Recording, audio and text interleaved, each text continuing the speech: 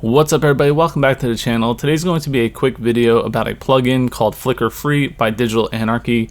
This plugin is for Adobe Premiere, After Effects, Final Cut Pro, and I think there's a couple other beta versions for some other video editing software that you might be using. So definitely check that out. It is probably the best $150 I've ever spent. Now, I've been posting some time-lapse footage over the past few days, and I ran into an issue with some pretty severe flicker in the sky, and I couldn't remove it in LR time-lapse. I also looked up some free ways to get rid of flicker, but they just weren't working. So let me just show you guys a playback of the footage without any type of deflicker. So just pay attention to the sky area right here. You see it has a pretty severe flicker going on.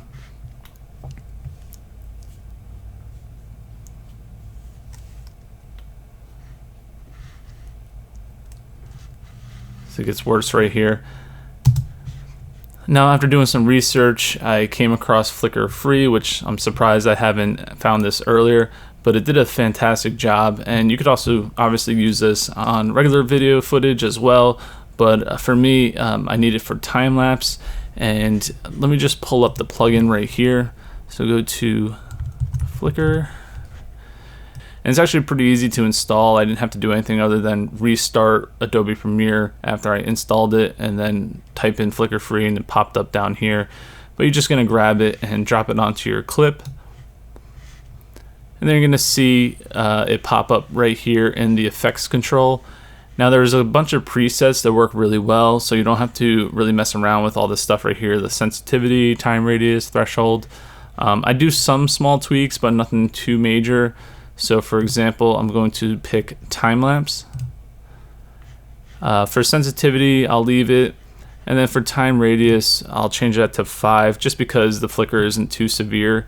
And basically what this does is it analyzes 5 frames before, 5 frames after, and the current frame that it's on. So it's analyzing 11 frames out of this time lapse as it's as it's doing its magic. And it seemed to work out fine using a smaller number, and this just sped up the processing time a little bit quicker as well.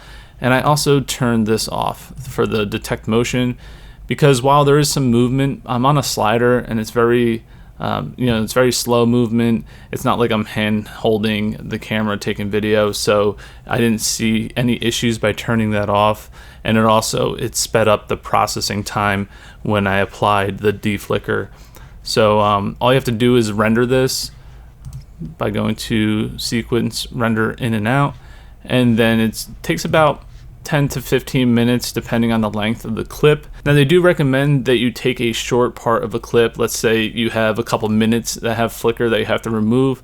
Take maybe like a 5 or 10 second clip and pick your preset and then run it to see how long it takes, and also to make sure you have your desired effect, because you don't want to run Flicker Free on a long video clip which could take an hour of processing time and then you're not satisfied with the results. So definitely use it on a smaller clip just to make sure that you get that desired effect before applying it to everything. So I processed another clip and I'm gonna blow it up and show you guys a side-by-side comparison.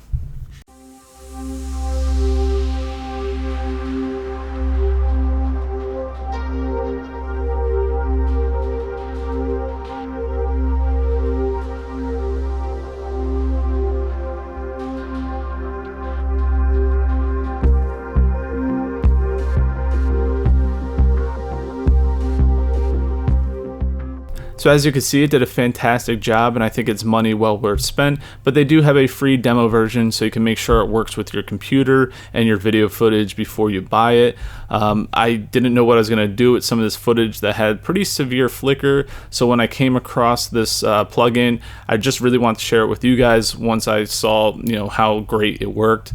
And that's it. It's going to be a quick video, and hopefully this helps you guys out if you run into some similar problem like I had here. Take care, guys.